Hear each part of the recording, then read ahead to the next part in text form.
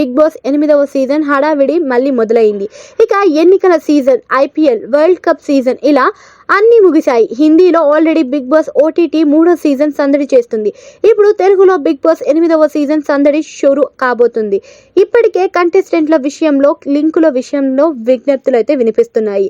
అయితే ఇప్పుడు వినిపిస్తున్న పేర్లు చివరి వరకు ఉంటాయో లేవో తెలియడం లేదు. కానీ ఇంట్రెస్టింగ్ పేర్లు మాత్రం చక్కర్లు కొడుతున్నాయి. బిగ్ బాస్ 8 తెలుగులోకి సంబంధించిన లీకులు ఇప్పుడు ఎక్కువగా వినిపిస్తున్నాయి. సోషల్ మీడియాలో బాగా వినిపించిన పేర్లు, కనిపించిన వ్యక్తులు బిగ్ బాస్ లో ఇంట్లోకి తీసుకెళ్తున్నట్టుగా ఒక టీం కూడా ఉన్నట్టుగా చెబుతున్నారు. అయితే ఈసారి ఈ 8వ సీజన్ కు అలా అదిరిపోయే కంటెస్ట్లను పట్టుకొస్తున్నట్టుగా తెలుస్తుంది.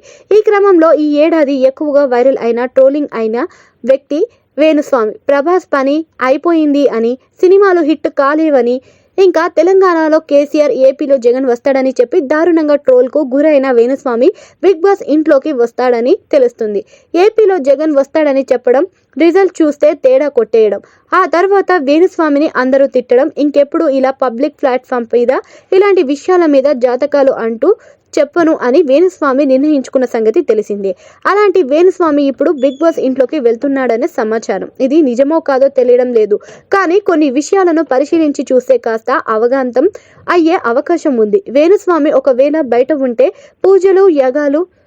పూజలు, యాగాలు, హోమాలు అంటూ లక్షల్లో సంపాదించుకుంటూ ఉంటాడు. ఒకవేళ బిగ్ బాస్ ఇంటికి వెళ్తే ఎన్ని వారాలుంటాడో తెలియదు.